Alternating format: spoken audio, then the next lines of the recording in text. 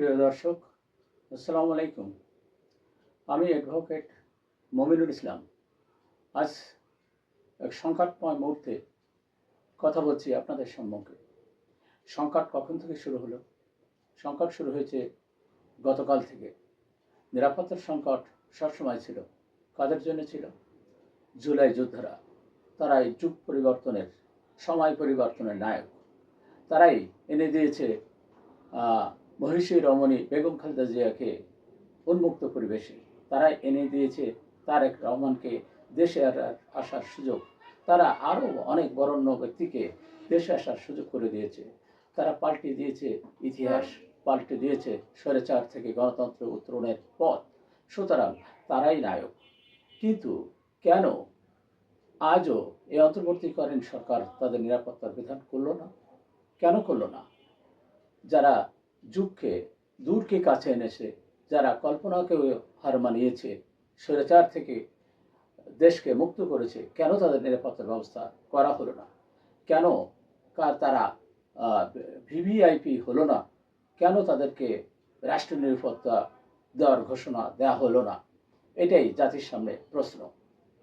কেন তারা গুলিবিদ্ধ হয় নির্বাচনে দাঁড়ানোর পরেই? তারা যে গুলিবিদ্ধ হবে এবং তাদের যে নিরাপত্তা সংকট হবে, এটা কে না জানে?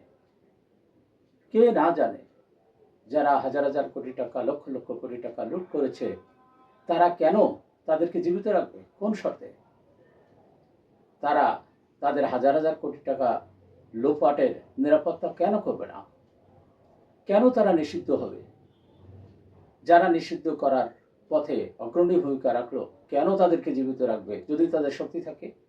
এটা সবার কাছে দৃশ্যমান হওয়া উচিত ছিল। কেন রাষ্ট্র তাদের নিরাপত্তা দিল না? কেন তারা গুলিবিদ্ধ হয়ে হসপিটালে কাতরাচ্ছে, সংকটের মধ্যে আছে, জীবন মৃত্যুর মাঝখানে আছে? এখনো কেন তাদের নিরাপত্তা বিধান করা হলো না? যারা গুলিবিদ্ধ হয়েছে এবং যারা গুলিবিদ্ধ হওয়ার অপেক্ষায় আছে, কেন? কেন হাসানাত আবদুল্লাহরা বেঁচে থাকবে এই পরিস্থিতিতে? কিভাবে বেঁচে থাকবে তারা? রাষ্ট্রের উচিত ছিল তাদের নিরাপত্তার বিধান করা। যারা এখনো জুলাই যোদ্ধা আছেন প্রথম সারির, সম্মুখ সারিতে, তারা তাদের নিরাপত্তার ব্যবস্থা কেন করা হচ্ছে না? কেন তাদেরকে ভিভিআইপির মর্যাদা দেওয়া হচ্ছে না?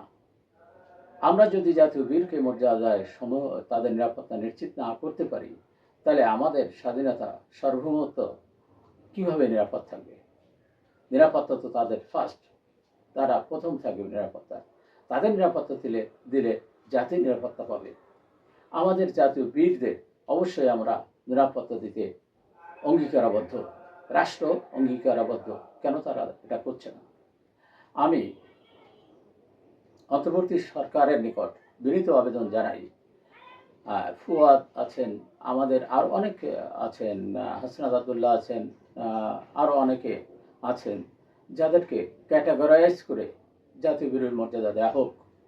যদি স্বাধীনতা যুদ্ধ, আমাদের প্রথম স্বাধীনতা যুদ্ধ 1971 সালে হয়ে থাকে, সেখানে যেমন বীরশ্রেষ্ঠ, বীর উত্তম বিভিন্ন পদবি আছে মর্যাদার দিক থেকে, আমাদের 24-এর গণ অভ্যুত্থানে কেন তাদের এখনো ক্যাটাগরাইজ করা হলো না?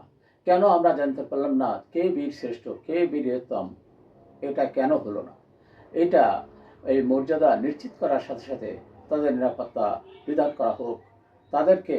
এবং সামনে নির্বাচন, এই নির্বাচনে যেন এই ধরনের নিরাপত্তার হুমকি যাতে না সৃষ্টি হয়, যাতে দেশ ও জাতি সঠিকভাবে নির্বাচনের দিকে এগিয়ে যেতে পারে, এই নিশ্চয়তা বিধানের জন্য বিনীতভাবে আবেদন জানাচ্ছি অন্তর্বর্তীকালের সরকারের প্রধান ডক্টর মোহাম্মদ ইউনূসের প্রতি। তিনি কালজয়ী, তিনি অবশ্যই বুঝবেন এর গুরুত্ব। ধন্যবাদ সকলকে, যারা দেখছেন, যারা শুনছেন। আসসালামু আলাইকুম।